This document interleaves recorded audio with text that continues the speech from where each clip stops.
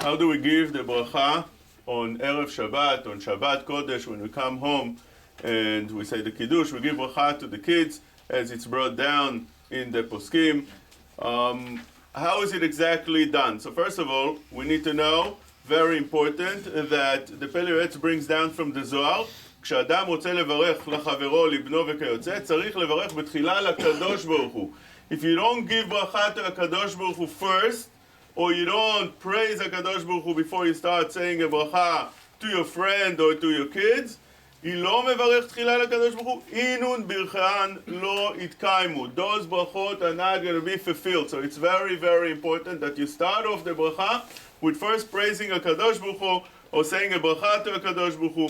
וכן היה מנהג הרב מועריך חזק ז"ל, שבא אליו אדם אחד לברכו, משים ידו על ראשו ואומר יתברך שמו של הקדוש ברוך הוא. So that's how the very first thing you do before you start the bracha, you say יתברך שמו של הקדוש ברוך הוא. Another praise, יהי שם השם מבורך מעתה ועד עולם, whatever it is. ואחר כך מברך לאיש או לנער, וכן כתב החידה. The חידה in ספר דבש לפי writes the same thing. He writes, וכן אני נוהג לברך את בניי ואת כל המבקש ברכתי, אני מניח ידי על ראשו ואומר, יתברך שמו של הקדוש ברוך הוא, and then you start the bracha. So this is something that we need to keep in mind. Don't start right away the bracha. First, praise to HaKadosh Baruch Hu. Secondly, after you do that, you'll say the different bracha for a boy than a girl. For a boy we say, ישמחה אלוקים או אלוהים כאפרים וכמנשה.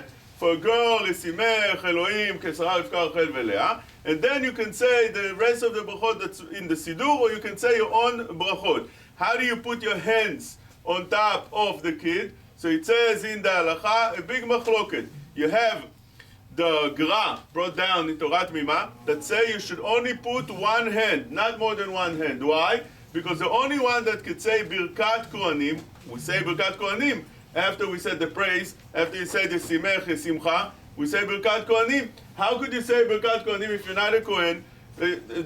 Zar that gives a Birkat Kohanim is over Arzei, אתם תברכו ולא זרים.